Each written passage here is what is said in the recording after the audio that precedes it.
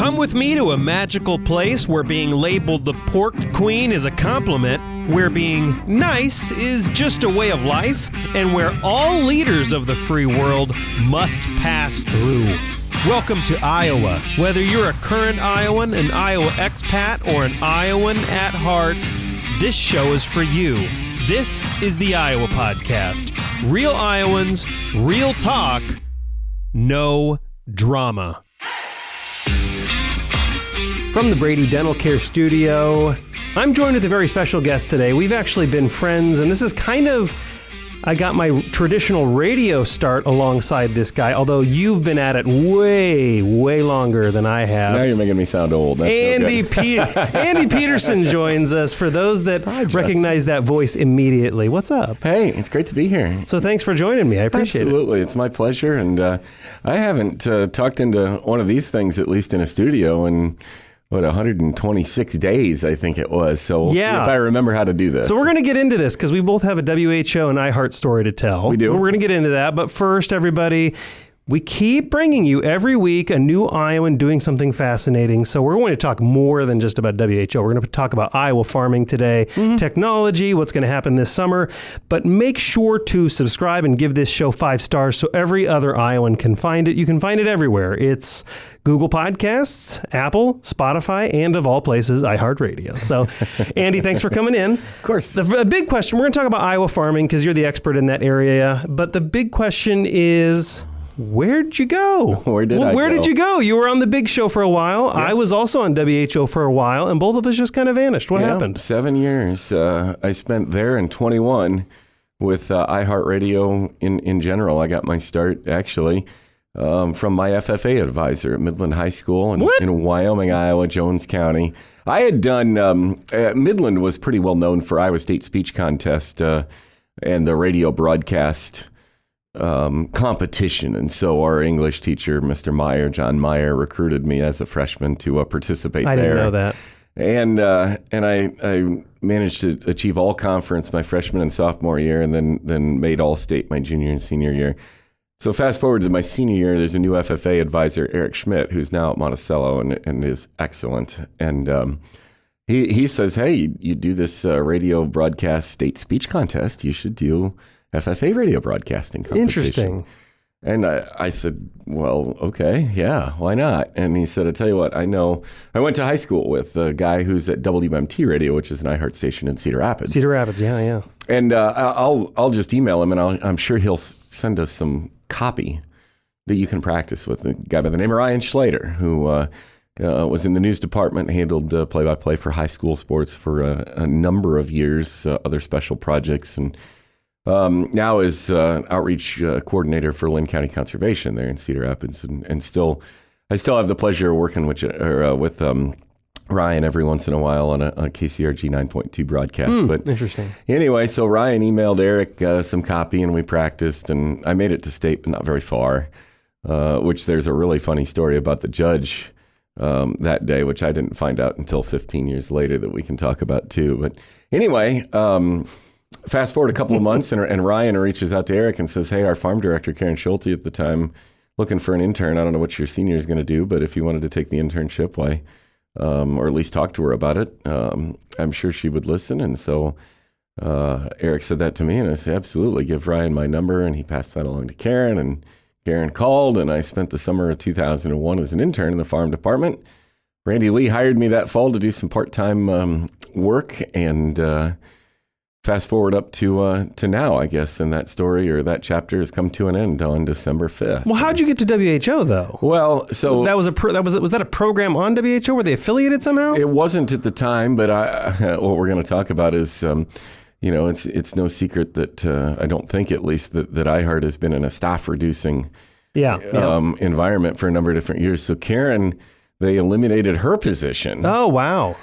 And that was another, and not to get too far off into the weeds with people you don't know, but that was the start of a theme, or at least a continuation of a theme of management decisions that have not benefited much of anybody, in my opinion.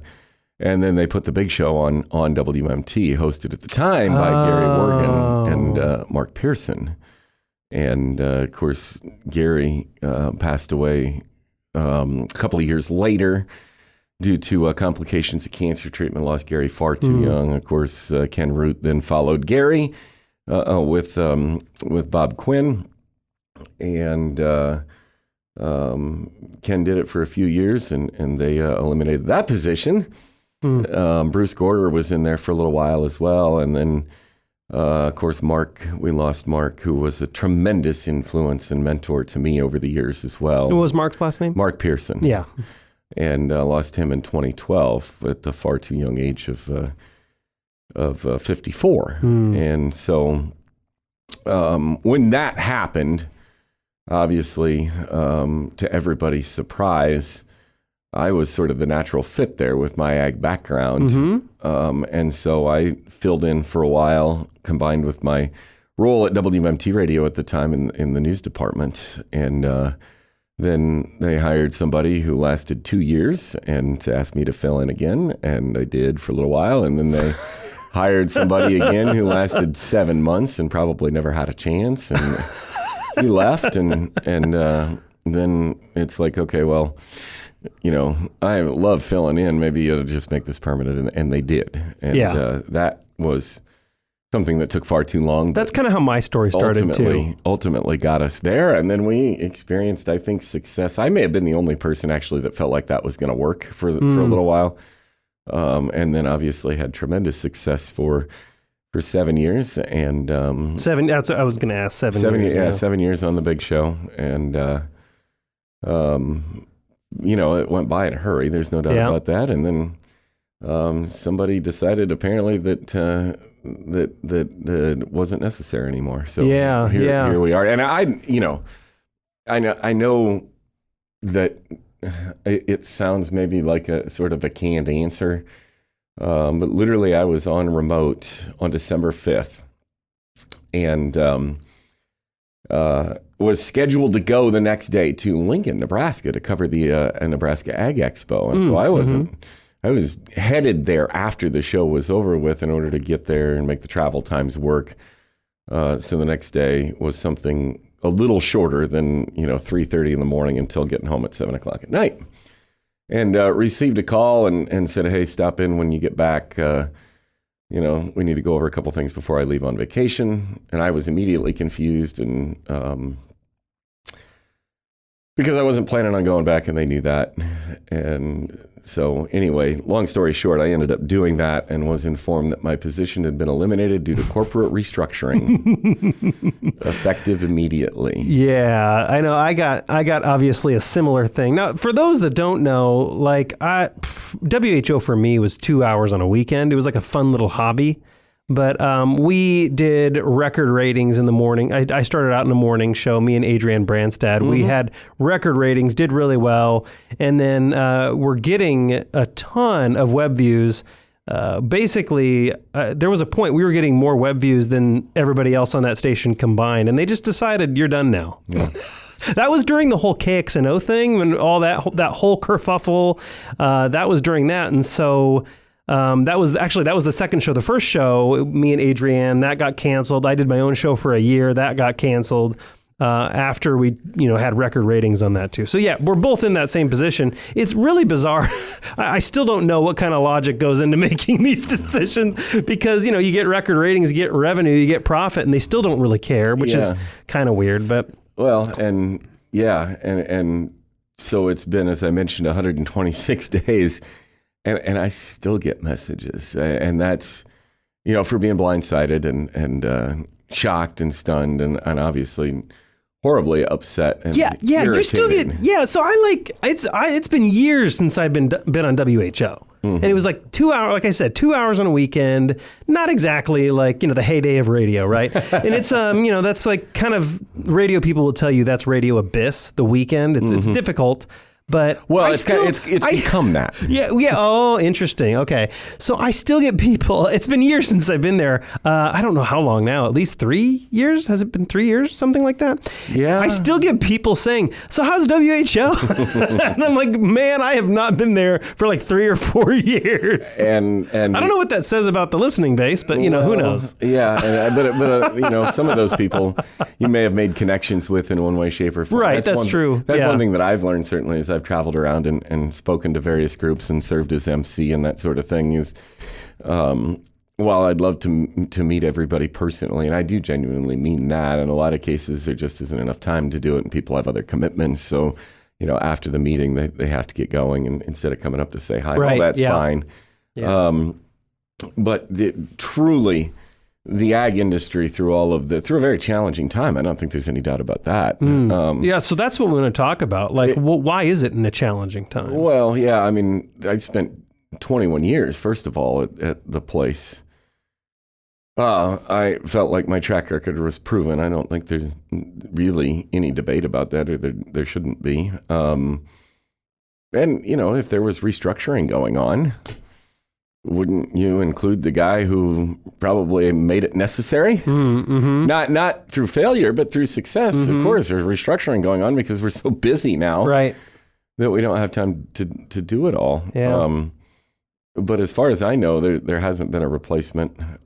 So it looks like they just cut another position, which interesting. There are companies that are in contraction mode and companies that are in expansion mode. And, yeah, I mean, for those that don't know, I'll speak generally because I don't want to tick off the wrong people. But for those that don't know, the Big Show is one of the biggest revenue drivers for WHO. Yeah, absolutely. Most people don't know that. Absolutely. But, and that number is, if I could get more detailed, I would. But that number is way more impressive if you actually see the books.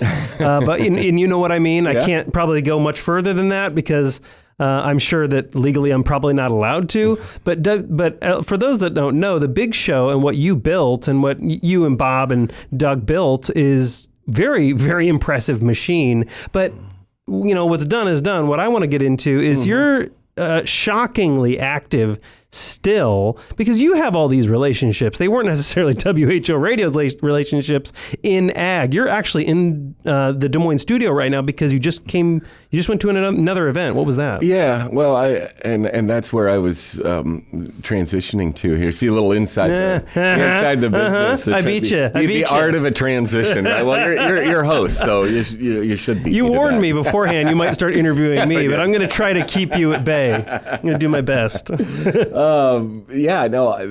But truly, and I mean this wholeheartedly, the industry has been wonderful. And the folks who I've gotten to know and had the pleasure of getting to know through my travels associated with the station or otherwise, have been fantastic. I mean, I've gotten calls from elected officials that you would know, who I've got to know on a permanent or a first name basis. Iowa Corn Growers, Iowa Soybean Association, Iowa Pork Producers Association, Iowa Cattlemen's Association have all found different ways to keep me busy when they didn't have to. And you're emceeing a lot of those events, right? And that's another thing is all of the events that I've served as master ceremonies for have all continued. And that part of this has truly been a silver lining and a blessing.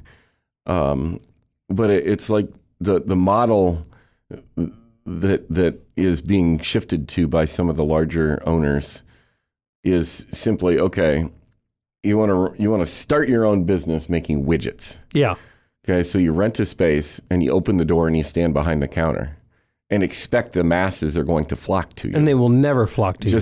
And that's akin to hitting the button on the mic and talking and expecting the masses are going to flock to you. And it's so true. Hasn't worked that way ever. Yeah. I mean, the stuff that I'm doing in regard to, helping out the different commodity groups, serving in different roles, that's, if you think back to when, there were three, and I know competition certainly and diversification within the industry and all of that sort of thing, but the most successful stations at the time had a staff that did those things in the community. And that, as much as anything, that's so true, is why you're seeing the audience erosion that you're seeing to the people who are doing them. Now, it may very well be that the person who MCs the banquet that you go to, that's the only one they do all year, and they have a podcast, and so it's very fragmented. But those are the 300 or 400 people that you're talking about who they still have influence with, as opposed to you and I, who are maybe doing it on a more regular basis, a little bit, hopefully, more refined skill set in that direction through practice and probably failure. Oh yeah. My first time on live air, I was praying for a power outage. Yeah. I was like, please. I was like, I got this. This is no problem. It was on WHO. And then that old Jan Michelson music, because I was filling in for him a couple times. That's how I got my start on radio. I had already had a podcast for years before that. Mm-hmm. So that's kind of, I didn't know I was auditioning, but I was auditioning kind of a thing. So you're obviously still very active, like I said earlier, in the farming thing. So what are we going to, I don't see, and this is the area I don't know anything about. So you can just interview yourself, I guess. But you've been going to all these events, you've been insanely busy, because I'm like, well, maybe I can get some FaceTime with Andy now, and you're all over the state still. I also want to talk about like drones flying over Iowa farms. We can talk ag too. What are we going to see this year? Or is there anything that's going to be different, anything new or exciting that people are talking about? Yeah, agriculture-wise, I guess I'd say this, at the heart of it, I'm still and always have been a fourth generation diversified family farmer from Wyoming, Iowa, Jones County. And that hasn't changed even when I was working full time. I was generally out at the farm in the off hours, particularly during planting and harvesting season. And heavily involved in the operation, and I certainly have grown up around it and have a great passion for modern food, fuel, and fiber production. And so this all kind of fits with that, including promotion of it on that forum. Now, obviously, that forum has changed greatly without my presence and my knowledge and the audience that I had brought to it. And that's sad to me. That's heartbreaking that ag would have to lose that voice for a period of time for some reason. So I'd like to do something about that in one way, shape, or form.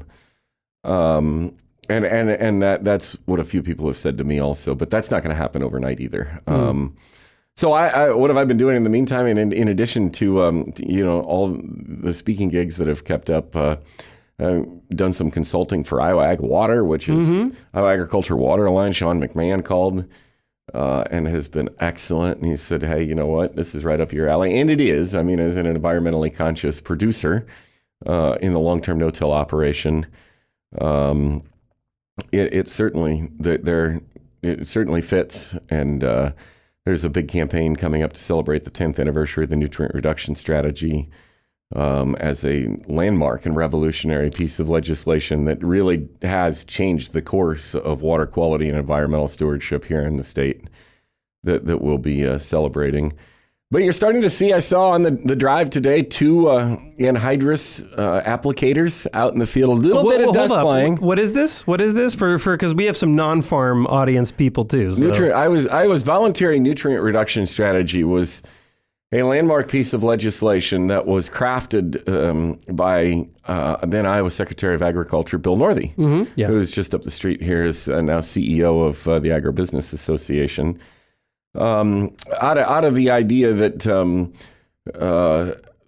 we needed to, and keep in mind that a lot of these nutrients are naturally occurring. They're also key fertilizers for the plants that we grow that provide ultimately the source of our affordable food supply. But we continue to learn more too about all of this. The environmental tests continue to advance. We continue to develop different ways to monitor things. We continue to improve on the art of modern row crop and modern meat animal producing methods.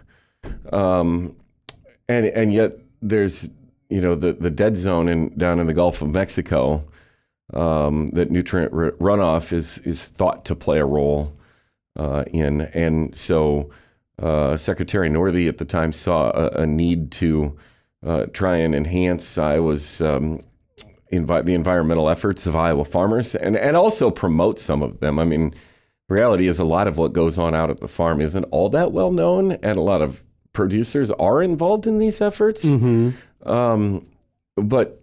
But there's not a lot of publicity around it, for one, and for two, a lot of these efforts benefit everybody but the producer and come at the producer's singular expense. So, how much is reasonable to expect them to do on their own, which doesn't provide much direct benefit. So anyway, Bill put this together with Chuck Gipp at the DNR, Wendy Winterstein, and John Lawrence up at Iowa State University. Those are the three principles that outlined and established a set of goals and guidelines and a bit of a time frame to work towards better nutrient management here in the state. And that was called the Iowa Nutrient Reduction Strategy. Governor Branstad signed it on the 29th of May, which is actually Memorial Day this year, believe it or not.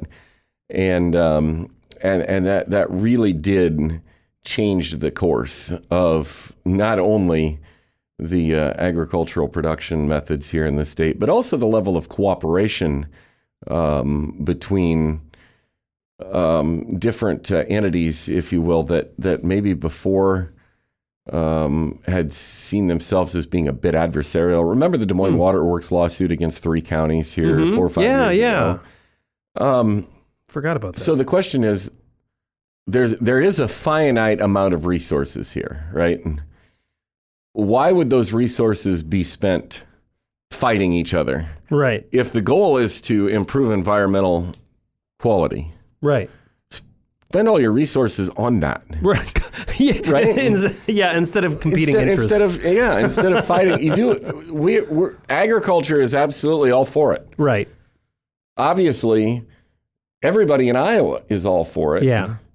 Okay, we got to find ways to work together here. That's a far better route to go.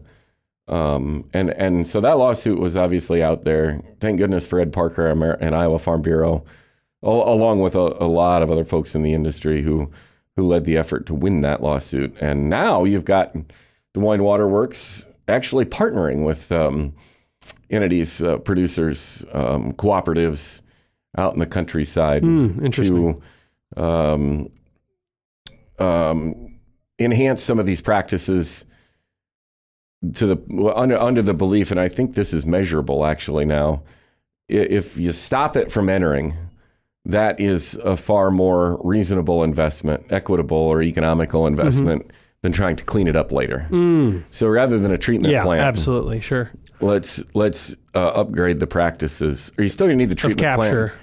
Well, of application in a lot of cases, or timing. Sure. Nitrogen is the biggest single source of plant food that's needed. It's also the one that is the most leachable. Oh, interesting. And it's also, I never put that together. And it's also the one that is maybe the hardest to apply. So rather than putting on one large dosage of anhydrous ammonia in the fall, let's put on a smaller dosage in the spring. So that way it can't leach from November to May when the corn is planted. Interesting. And then let's come back and maybe weed and feed with a portion of that in time application when the plant needs it. So again, it can't leach from May to July when the second application takes place. Yeah. Kind of spoon feed the crop. But it all requires different equipment. In a lot of cases, it requires more labor. There's an economic aspect to this as well. At the end of the day, what's happened to fertilizer prices, it does make sense for producers to be more efficient. In other words, it doesn't do the producer any good to spend $1 on nitrogen if that nitrogen ends up in the water and not helping the plant. So but we need the technology and the equipment to get there, and that, as much as anything, is what the nutrient reduction strategy has helped to spur. Last few minutes. what's up with drone tech in Iowa farms? I've been hearing a lot of buzz about this, no pun intended, but are we going to see like drones applying fertilizers, applying nitrogen, is this going to be a thing when we're driving through Iowa roads? We're going to see drones everywhere instead of like crop dusting planes? Is it going to be the thing now? Yeah, I think it's headed to a degree that in that direction. And there already are a couple of companies who do like cover crop seedings that do some herbicide applications. The biggest obstacle or hurdle that they have to overcome is the weight. Right. Yeah, that's what I don't understand. Now, as far as a crop dusting plane, the biggest hurdle that they have to overcome is accuracy and precision, because they're obstacles. Good point. Power lines, speed, tree lines. Correct. Yeah. Creeks, irregularly shaped fields, right. All that sort of thing. Shifting wind. And landing and takeoff. Right, absolutely. It's a lot of time. Fly back and forth to the airport to load all the time. Yep. So there's no perfect system. The helicopters are a part of it too, and you're seeing more and more helicopters that are spraying fungicides and not necessarily applying fertilizer, but because they can land everywhere, but a helicopter's inherently smaller and they're slower. Yeah. The drones can't go very far, but if they can come back and load. So there's absolutely... Are we going to basically see bee swarms of drones doing this? So each drone is responsible for like a 16th of an acre, and we just see them making more trips? Is that the solution? That is what... And the drones continue to get bigger. I mean, some of them are the octocopters now are bigger than the table that you and I are sitting at. Right, yeah. So they can carry more weight, and they come back and reload. And the... it's all advancement of technology and formulations of the herbicide to where they're more potent and put on less, per acre and that sort of thing. So that's an emerging technology. But I would also tell you this, we enjoy drones because they're cool and we can see them, right? Right. Well, another emerging technology that's harder to see unless you actually sit in one of these 747-esque planter cabs that are in existence today is the technology that allows those nutrients like nitrogen that we talked about earlier and some of the dry fertilizers, strip till, that sort of thing, to be placed on a pinpoint precision basis right where the plant is going to need them and use them. How are they doing that? Well, it's technology. Like I said, the 747 cabs with the different monitors, and pieces of equipment, modules, and physical injection methods that allow and have created the ability to more accurately place these things on a large scale basis. And it's that corn planter that you see each row that's out there. Well, now they may have a knife on each side of those double disc openers that plant the seed that is applying the nitrogen fertilizer. Wow! So it's right above the root zone. The plant grows roots. There it is. Sucks it all up. Never has the chance to go any deeper and leach into the water. Yeah. You can't. It's impossible. That's crazy. It's impossible from a timing perspective to apply enough nitrogen for the entire growing season, because we do talk about May to September, October, 6-month growing season.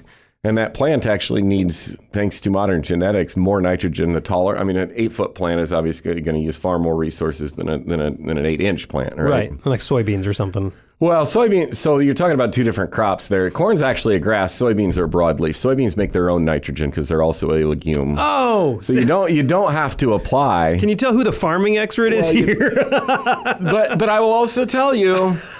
this, and that is, you're talking about the energy of the plant. There is some research now that suggests that you actually should apply some nitrogen to the soybean plant so that rather than spending its energy to make its own, it can put that energy into reproduction. Sure, the seeds. Giving it a little nudge in yield, which is ultimately what now they're also using drones to scan like plant health. They can they use computer vision and they can tell if something is deficient, and based off just a little aerial visual scan, they can tell the farmer where exactly, more moisture is needed and more nutrition is needed. Are we going to be seeing that active in farms this summer too, in the Iowa skies? Yeah, I think you are. I think you're going to see more of that. I will also tell you though, as someone who's been at a couple of these demonstrations,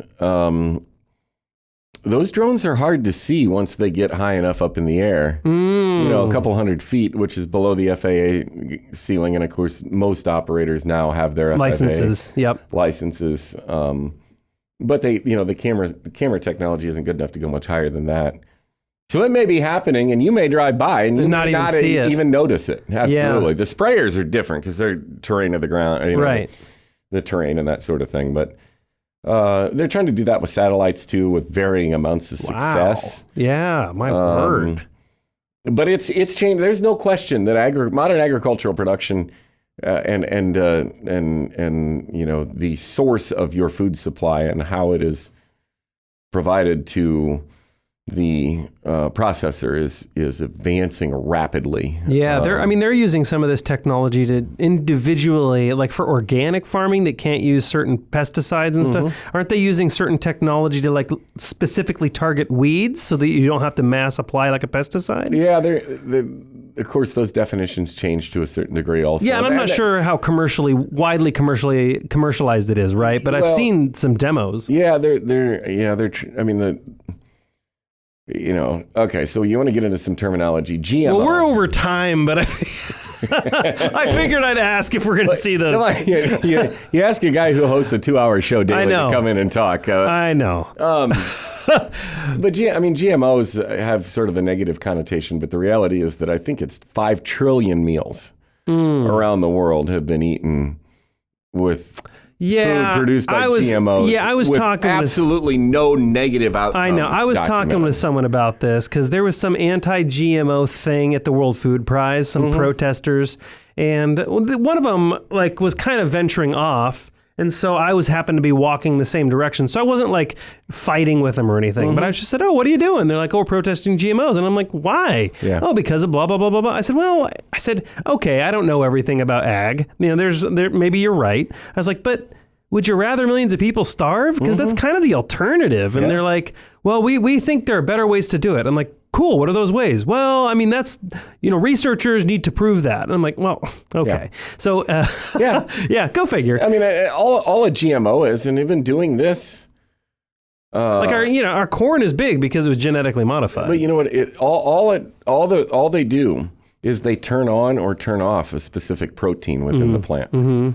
No different than the grafted roots on an apple tree. Yeah, yeah. It's not anything that's threatening. Yeah. And yet it's kind of turned into that. So. Yeah. Well, that's a whole other conversation. That's not why you asked me to come. That's our next 45-minute conversation. Andy Petersen, thank you so much for coming in here. Is there a way people can reach out to you right now, social media or? Yeah, certainly on my Facebook page. I'm not hard to find. Just Facebook and search Andy Petersen. Andy Petersen, absolutely. You'll see my picture there. I'd love to hear from you. And or I'm going to be at these. You're all over the place, so it's not hard to catch you. I've got Kirkwood Celebration of Success coming up here in a couple of weeks, and we're going to be planting, so I'll be busy doing that too, and hopefully, hopefully at some point Ag will get its voice back too, and where that'll be, we don't know, but. I know. I know there are some things you're working on, and I'm not able to ask you these questions. I would like to say this. There, I think, are some, and you know this as well. There are some skills that can't be taken away. Mm-hmm. That I think need to be utilized. So. We'll see. And I'm going to ask you more about that when you can talk about it. We'll see what happens. Andy Petersen, I'm looking forward to it. Thank you so much for coming on the Iowa podcast. Absolutely. I really appreciate it. It's my pleasure. Thanks for the invitation. And to my fellow Iowans, Iowa expats, and Iowans at heart, thanks for listening and subscribing to the Iowa podcast.